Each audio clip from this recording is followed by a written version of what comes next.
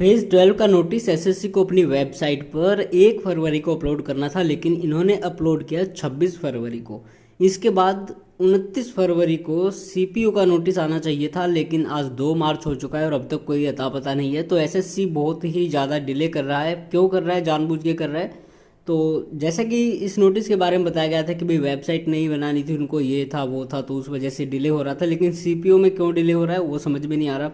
तो चलिए आगे बढ़ते हैं, आपको बता देते हैं। यहाँ पे वेरियस पोस्ट आई हुई है और हमारे काम की पोस्ट भी है, सीनियर ट्रांसलेटर की है, जूनियर ट्रांसलेटर की है, इसके साथ साथ प्रूफ रीडर की पोस्ट भी है। और अगर कोई बंदा उर्दू ट्रांसलेटर बनना चाहता है तो उसके लिए भी यहाँ पे एक पोस्ट निकली हुई है।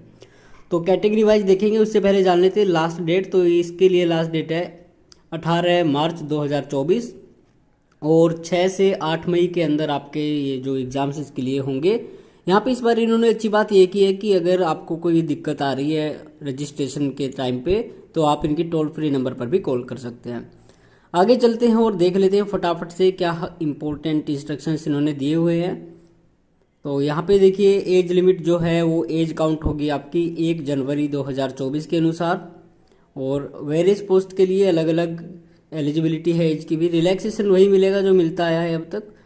और आगे चलते हैं। एसेंशियल क्वालिफिकेशन जो है वो 18 मार्च मतलब जो कि लास्ट डेट है तब तक आपकी कंप्लीट हो जानी चाहिए, चाहे क्वालिफिकेशन हो या फिर एक्सपीरियंस हो। इसके अलावा फीस का आपको पता ही है और फीस आप पे कर सकते हो 19 तारीख तक रात 11 बजे तक। और फिर सेंटर है, सेंटर भी आपको पता है कि आसपास मिल ही जाता है एसएससी का। तो यहाँ पे स्कीम ऑफ एग्जामिनेशन एक बार ध्यान से देख लीजिए। ये जो एग्ज़ाम है इस तरह का होगा। तो एक क्वेश्चन के लिए 2 अंक होंगे और 25-25 क्वेश्चन आएंगे जो कि रीजनिंग के और अवेयरनेस के, क्वांटिटेटिव एप्टीट्यूड के और इंग्लिश नॉलेज के। और यहाँ पे नेगेटिव मार्किंग है 0.50 की, क्योंकि भाई एक क्वेश्चन आपका 2 अंक का है तो वही 1/4 की नेगेटिव मार्किंग होगी। मैट्रिकुलेशन के लिए ये सब सिलेबस होगा। इसके अलावा कहते हैं हायर सेकेंडरी लेवल के लिए ये होगा और ग्रेजुएशन एंड अबव के लिए ये होगा। तो हमारे लिए जो सिलेबस होने वाला वो ये है। जनरल इंटेलिजेंस कुछ इस तरह से आएगी, अवेयरनेस, एप्टीट्यूड और यहाँ पे आपका इंग्लिश लैंग्वेज है। तो ये चीज़ें आपको एक बार ध्यान से पढ़ लेनी है और इसके अनुसार ही आपको अपना जो है तैयारी अपनी शुरू कर देनी है। डीबी जो है वो डिपार्टमेंट्स ही कराएंगे, जो कि बकवास चीज़ चल रही है ये। इससे बहुत सारे इनएलिजिबल कैंडिडेट जा रहे हैं, जो कि सरकार भी यही चाहती है, एसएससी भी यही चाहती है। पता तो इनको भी है कि ये गलत है, लेकिन फिर भी ये कर रहे हैं। आगे फिर यहाँ पे देखिए स्कोर और मार्क्स जो है, जो सिलेक्ट हो जाएंगे कैंडिडेट्स, उनके जो स्कोर कार्ड है वो आ जाएगा फाइनल रिजल्ट के बाद। लेकिन जो बंदे फेल हो जाएंगे तो उनका स्कोर कब आएगा? वो बहुत दिनों बाद आएगा, कई महीने बाद, 1 साल से भी ज़्यादा का टाइम लगेगा। जब सारी पोस्ट के रिजल्ट आ जाएंगे तो उसके बाद उनका स्कोर बताया जाएगा। तो ये भी चीज़ पता नहीं क्या है, क्यों ऐसा करते हैं। आगे माल प्रैक्टिस है तो भाई देख लो, यहाँ पे कुछ फेक नहीं होना चाहिए, अदरवाइज यहाँ पे जेल आपको हो सकती है। और जेल होने के साथ साथ आपको डीबार भी किया जा सकता है एसएससी से।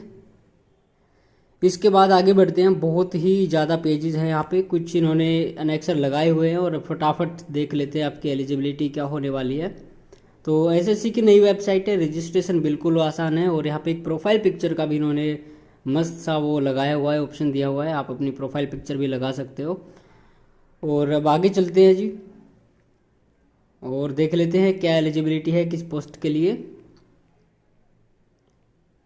बहुत ही ज़्यादा नोटिस में इसमें पेजेस हैं, तो ये आपको फ़ोटो ध्यान से अपलोड करने हैं। ये बंदा पता नहीं कौन है, एसएससी के रिश्तेदार ही लगता है। और अब आ जाते हैं जी एजुकेशनल क्वालिफिकेशन में। तो देखिए सबसे पहली जो पोस्ट आती है ये है जेटीओ की और इनिशियल प्लेस ऑफ पोस्टिंग होगा दिल्ली और इसका कोड है NR12824। तो ये आपको ध्यान में रखना है। क्वालिफिकेशन की बात करें तो एसएससी जेएचटी में जो होती है वही है, बार बार पढ़ने की आवश्यकता नहीं है, एक बार अपने दिमाग से आप देख लेना। अगर कोई डाउट हो तो आप हमें कमेंट कर सकते हो या फिर हमें theenglishhindi@gmail.com पर भी मेल कर सकते हो। इसके अलावा कहते हैं सब्जेक्ट डिटेल, अगर इंग्लिश हिंदी है तो भाई हिंदी और इंग्लिश एज कंपलसरी या फिर इलेक्टिव सब्जेक्ट होना चाहिए। ये है ministry of health and family welfares में और इसका बेसिक पे आपको पता ही है वही होता है सेम। स्किल टेस्ट यहाँ पे नहीं होगा, केवल एक ही एग्जाम आपका होने वाला है। और आगे फिर बताते हैं कि एज लिमिट यहाँ पे 18 से 28 साल है। और उसके अलावा अगर आपकी कैटेगरी में वैकेंसी है तो आपको रिजर्वेशन भी ज़रूर मिलेगा। और ग्रुप भी नॉन गैजेटेड होती है, एक ही वैकेंसी है यूआर कैटेगरी के लिए। आगे चलते हैं तो आगे एक और जूनियर ट्रांसलेटर की है, इसका प्लेस ऑफ पोस्टिंग है राजस्थान और यहाँ पे इसका पोस्ट कोड भी आप देख लेना। एलिजिबिलिटी सेम है क्वालिफिकेशन की। और आगे फिर बताते हैं, ये है department of agriculture and farmers welfare. यहाँ पे भी कोई स्किल टेस्ट नहीं होने वाला है और इसकी वैकेंसी जो है वो है 1। और यहाँ पे एज लिमिट जो है वो 18 से 30 है, ये अच्छी बात है। आगे फिर उर्दू ट्रांसलेटर है, तो ग्रेजुएशन के साथ साथ आपको चाहिए इंग्लिश और Urdu as main subject at degree level, ठीक है। और बाकी और भी चीज़ें हैं। और इसका पोस्ट कोड देख लेना, ये है नेशनल कमीशन फॉर माइनॉरिटीज़ और इसका बेसिक पे है 35,400। तो वैकेंसी यहाँ पर भी केवल एक है, वो यूआर कैटेगरी के लिए है। इसके बाद आते हैं प्रूफ रीडर पर। Proof reader initial place of posting है असम। और यहाँ पे कहते हैं डिग्री के साथ साथ 2 साल का प्रूफ रीडिंग में एक्सपीरियंस होना ज़रूरी है। और इसका जो लेवल है वो लेवल 5 है। यहाँ पे भी कोई स्किल टेस्ट नहीं होगा। 18 से 27 एज लिमिट है और केवल एक वैकेंसी है और वो यूआर कैटेगरी के लिए है। आगे फिर एक और प्रूफ रीडर की आती है और ये नागालैंड में सेम एलिजिबिलिटी है, क्वालिफिकेशन है। ये है office of the registrar general of India और ये आता है मिनिस्ट्री ऑफ होम अफेयर्स के अंडर। ये भी लेवल 5 की है और यहाँ पे भी 18 से 27 एज लिमिट है। और यहाँ पे भी एक वैकेंसी है, लेकिन इस बार वो वैकेंसी यूआर के लिए नहीं, एसटी कैटेगरी के लिए है। और इसके बाद आती है सीनियर ट्रांसलेटर की। ये है नई दिल्ली में आपकी प्लेस ऑफ पोस्टिंग होगा। इनिशियल प्लेस ऑफ पोस्टिंग लिखा है, इसका मतलब ये कि बाद में आपका ट्रांसफ़र भी किया जा सकता है, लेकिन कोशिश इनकी ये रहती है कि आप यहीं पे रहेंगे। तो यहाँ पे भी एसएससी जीएसटी वाली ही एलिजिबिलिटी है और पोस्ट कोड आप देख लेना। और ये है सेंट्रल ट्रांसलेशन ब्यूरो, जो कि आता है राजभाषा विभाग के अंडर, CTV। और सेंट्रल ट्रांसलेशन ब्यूरो अनुवादकों की, ट्रांसलेटर्स की ट्रेनिंग भी कराता है। और यहाँ पे लेवल 7 की पोस्ट है, 44,900 का यहाँ पे आपको ग्रेड पे मिलने वाला है। और यहाँ पे 18 से 30 आपकी एज लिमिट होनी चाहिए। और वैकेंसी जो है बहुत ज़्यादा हैं, 4 वैकेंसियाँ। यूआर के लिए कोई वैकेंसी नहीं है, एसटी के लिए कोई वैकेंसी नहीं है, एससी के लिए 2 हैं, ओबीसी के लिए 1 है, ईडब्ल्यूएस के लिए 1 है, एक्स सर्विसमैन के लिए भी कोई वैकेंसी नहीं है। टोटल 4 वैकेंसियाँ। तो यहाँ पे भी इन्होंने सेम बात कही है, स्किल टेस्ट नहीं है, एक ही टेस्ट होगा। तो ये आप इनकी तैयारी कर लो। तो ये थी रिक्रूटमेंट। और फेज़ 12 जो है वो इसमें हर बार ज़्यादातर आ जाती हैं ट्रांसलेटर्स की रिक्रूटमेंट और पोस्ट। लेकिन समझ में ये नहीं आता कि राजभाषा विभाग कहता है हम सीनियर की डायरेक्ट नहीं करते, लेकिन CTV डायरेक्ट कर रहा है।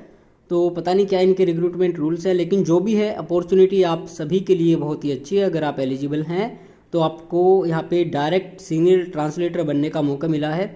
और उसके साथ साथ यहाँ पे सीनियर ट्रांसलेटर तो बनोगे ही, लेकिन आपकी जो पोस्टिंग होगी वो दिल्ली में होगी। तो दिल्ली के लिए ज़्यादातर बहुत ज़्यादा लोग तरसते हैं। तो एक अच्छी अपॉर्चुनिटीज़ है, आप सभी को इसके लिए तैयारी शुरू कर देनी चाहिए। आप सभी को ऑल द बेस्ट।